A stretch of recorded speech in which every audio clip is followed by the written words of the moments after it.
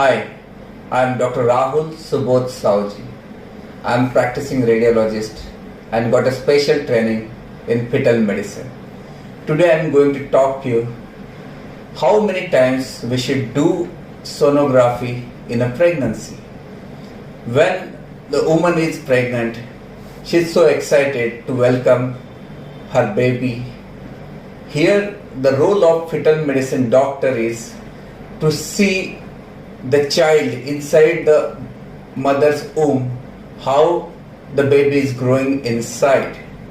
So the first sonography we should do at 6 weeks, that is approximately 15 days after the lady missed the periods.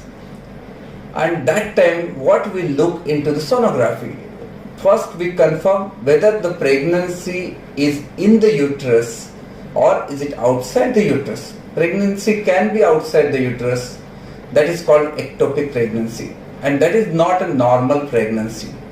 That pregnancy we cannot keep. So when we do the first sonography, our aim is to confirm intrauterine pregnancy. That means the pregnancy is in the uterus. Apart from that, we look for the heartbeat of the baby. Sometimes there can be a twins or triplets. So in first sonography we confirm the number of fetus as well. After the first sonography, second sonography is at 10 to 14 weeks, that is approximately third month of the pregnancy. That is called nuchal translucency scan, NT scan. Nuchal means neck and translucency means the fluid collection. So in NT scan, that is a nuchal translucency scan, what we see is the first of all thickness of the nuchal translucency. Second, we look for the minute details of the brain as well as the heart, and also we look for the blood supply of the uterus, from which we can predict the future risk of increased blood pressure in the patient. This scan is very important scan, as increased nuchal translucency, defects in the heart and brain increases the chances of congenitally abnormal babies in the patient, and this scan is routinely we do to screen for Down syndrome.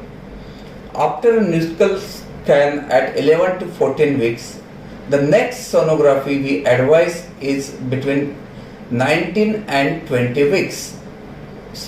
At some places they advise between 18 and 20 weeks. That is an anatomical scan or congenital anomaly scan.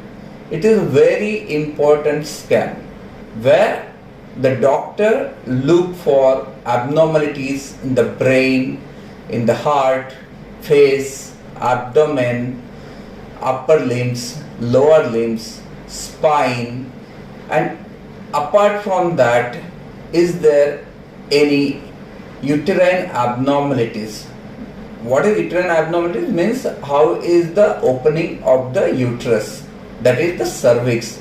Doctor measure the cervical length in this scan. If it is short, they do some treatment for you so that the pregnancy will last for up to 40 weeks and you will not deliver the baby early. So don't miss this scan, as it is very important, because if you miss this scan and the baby is abnormal, then it is a big risk for the mother as well as the baby to carry abnormal child throughout the life. Apart from this anomaly scan, the fourth scan we advise is the growth scan. Normally we do it at around 28 to 32 weeks of gestational age. So approximately 7th month. In that sonography, we look for the weight of the baby, fluid around the baby, because the healthy baby will show good amount of fluid surrounding the baby. In this sonography, we also look for blood supply to the uterus. Again, to analyze the risk of preeclampsia, that is increased blood pressure during the pregnancy.